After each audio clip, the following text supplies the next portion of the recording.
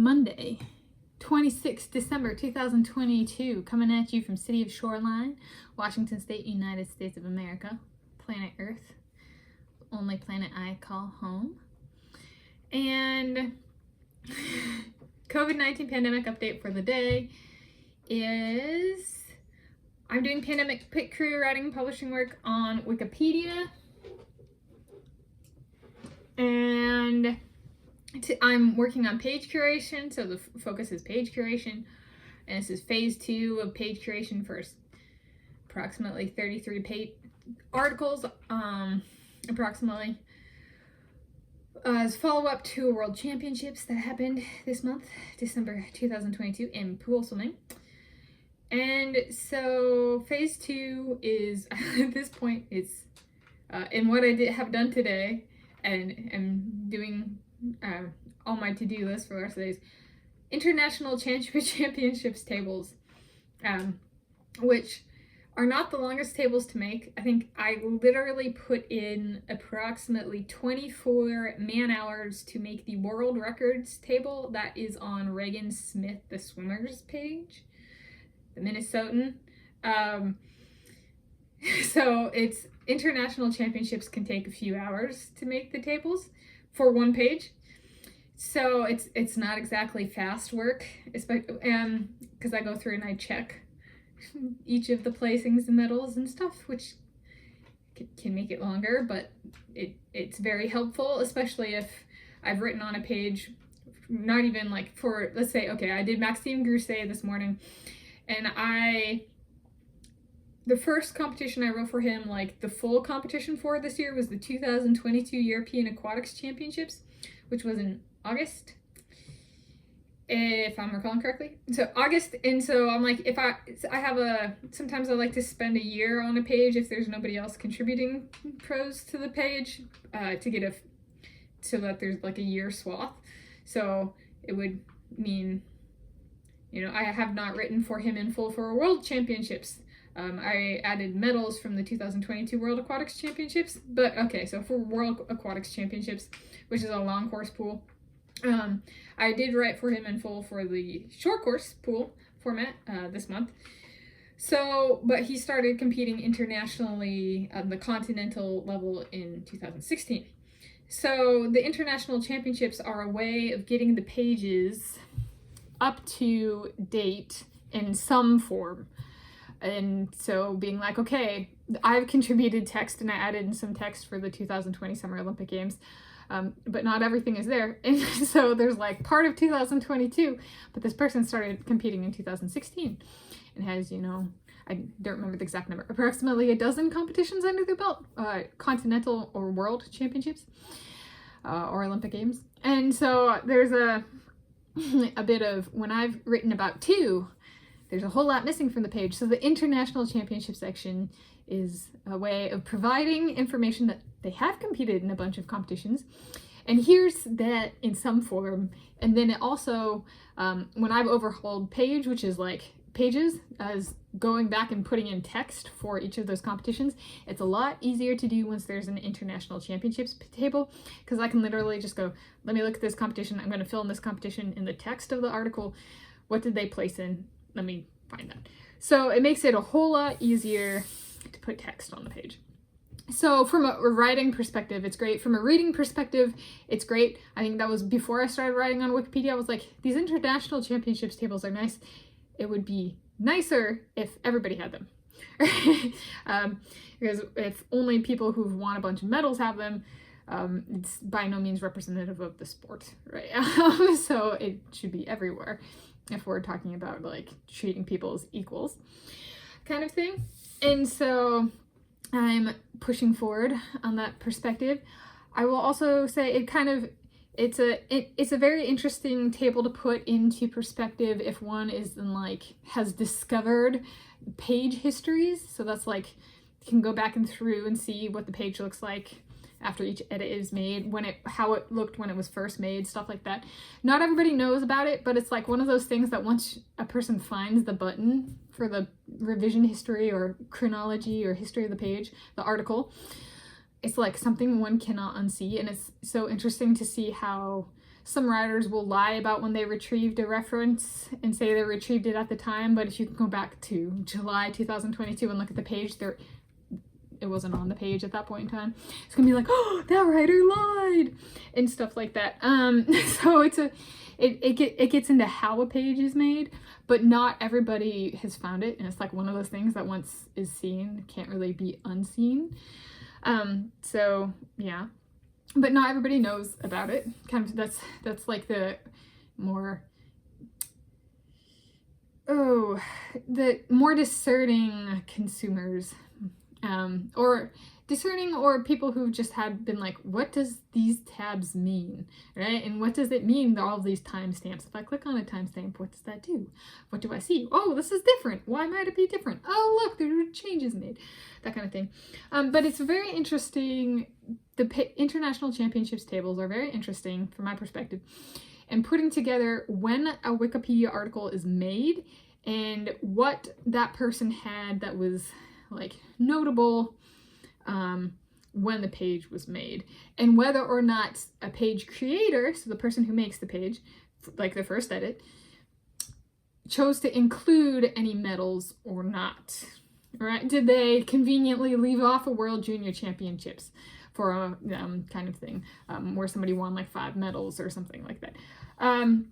So it's how transparent was the page creator, and then sometimes people just miss things. Like I've done that for a number of pages. It's been like, they competed in what?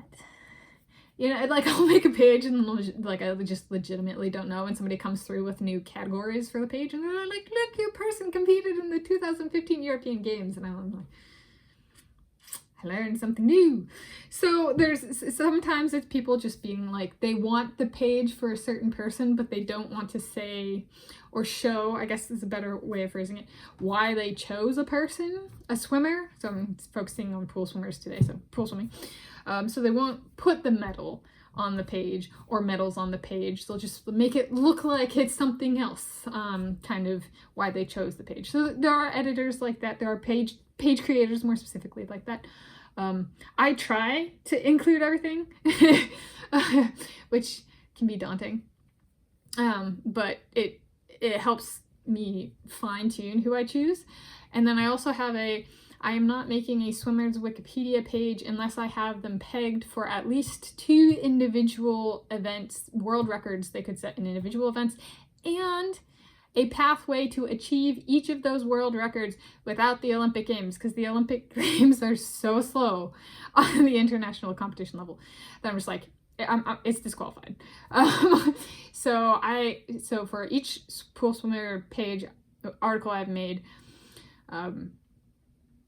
2 world records, and like not one event, 2 world records, like at least 2 events. And some of them, so Eri Mitsui is one of the few that I put the world record on the page. Is like, go for this one. I didn't say this is the wide open angle to get this world record. Like there are championships that kind of fall out of the view of kind of Americans that propagate sabotage tactics. And so when I make the page, there is a clearly defined path that a person has a direct angle to, should they choose to pursue it. And it is very unique. Not everybody has the same like angle or path, is a better way of phrasing it, because they all have different competition experiences. So the path that I see for a world record for these people is dependent on their competition history already. So it's like 2 people I could have 2 people tagged for the exact same world record. However, it could be drastically different path that I see for them to get the world record because they have very different competitions. Someone who competes for the United States of America and who competed at the Junior Pan-Pacific Swimming Championships is very different than someone who has which might be a regional or continental kind of international championships, is very different than someone who had the African Junior Swimming Championships, right?